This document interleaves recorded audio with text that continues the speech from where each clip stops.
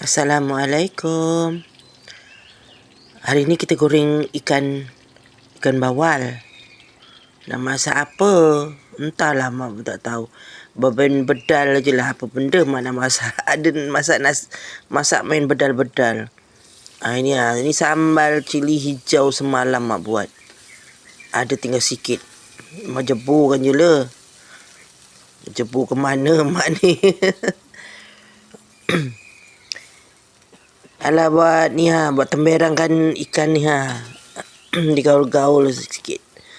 Alah mak ni belum berapa baik sangat lah, tekak mak ni sakit lagi. Tapi tak apa, buat happy lah.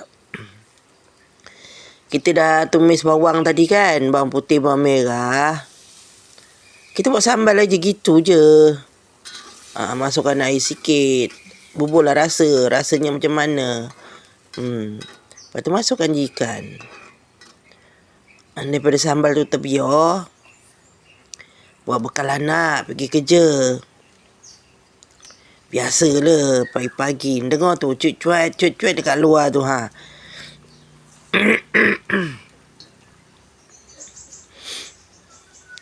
kita gaul-gaul je lah. Itu je lah. Tak ada benda apa pun. Tapi sedap juga. Okeylah ya. Assalamualaikum.